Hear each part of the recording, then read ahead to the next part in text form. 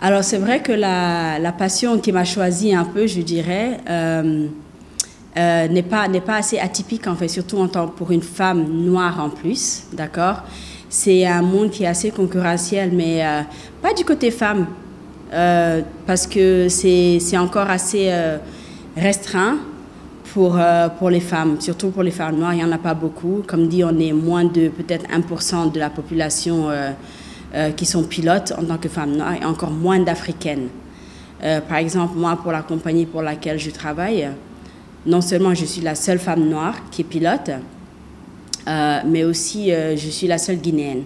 Je suis la seule Guinéenne au monde qui soit pilote de ligne, qui soit pilote d'avion. Actuellement, exactement.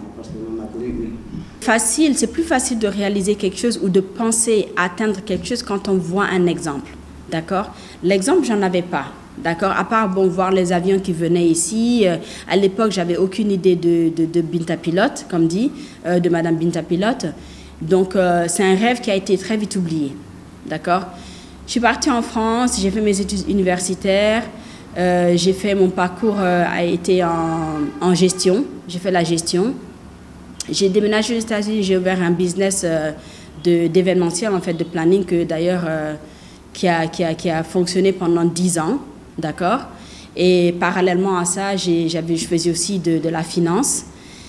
Et en fait, c'est vraiment je pense que vraiment avoir déménagé aux États-Unis et de vraiment voir comment les gens sont là-bas, de commencer à voyager, de voir des pilotes, de voir autant d'avions aussi, d'accord?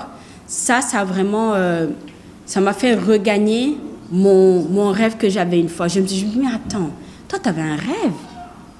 Tu te rappelles que tu voulais être pilote, tu te rappelles que tu voulais voyager beaucoup, tu te rappelles que tu voulais être dans les ciels, donc dans le ciel. Donc, c'est là que vraiment, j'ai commencé à faire mes recherches et je me suis lancée. Je suis planeuse même dans ma vie quotidienne. Il y a tout a un ordre, d'accord? Je tiens ça de mon père. Exactement. J'aime bien planifier tout. Donc, une fois que la passion m'est revenue, je me suis vraiment organisée. Je me suis dit, OK, ça va me coûter très cher, d'accord? Il faudra que je fasse une formation. Donc, l'argent, il faut économiser.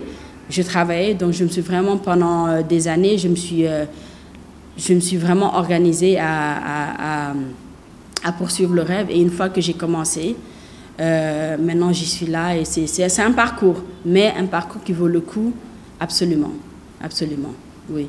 Mais ça vient du fait de pouvoir être dans un environnement qui favorise, en fait, d'accord? Donc, étant donné que maintenant, comme dit, je suis guinéenne, je suis femme guinéenne, et avec le titre de pilote, j'estime qu'une fois que j'arrive à attirer plus d'attention et que les gens voient et qu'ils peuvent se dire... ils peuvent atteindre ce rêve-là. Elle l'a fait, nous aussi on peut le faire. D'accord?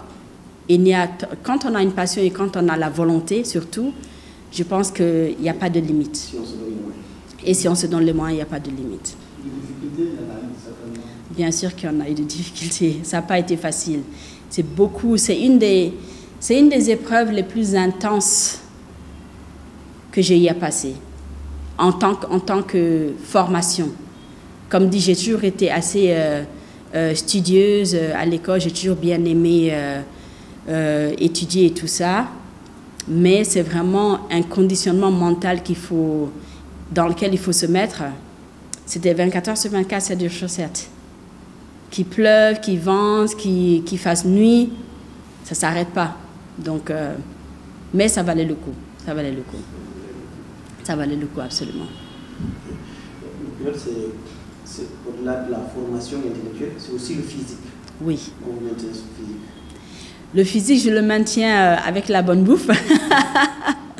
Mais aussi, je suis assez active aussi dans ma vie quotidienne parce que ça marche beaucoup. Comme dit, une fois arrivé à l'aéroport, déjà les aéroports là-bas, ils sont immenses, il faut beaucoup marcher. Et quand je rentre à la maison, j'essaie vraiment d'être active aussi, de marcher, de courir un peu, de faire mes activités pour vraiment... physiquement, parce que oui, c'est assez demandant. Parce qu'une fois qu'on rentre dans l'avion, on est assis pendant des heures et des heures. Et des fois, ce n'est pas forcément la meilleure des choses au niveau physique. Donc oui, je suis assez active. Je suis assez active. Je fais du sport, je marche, oui, effectivement.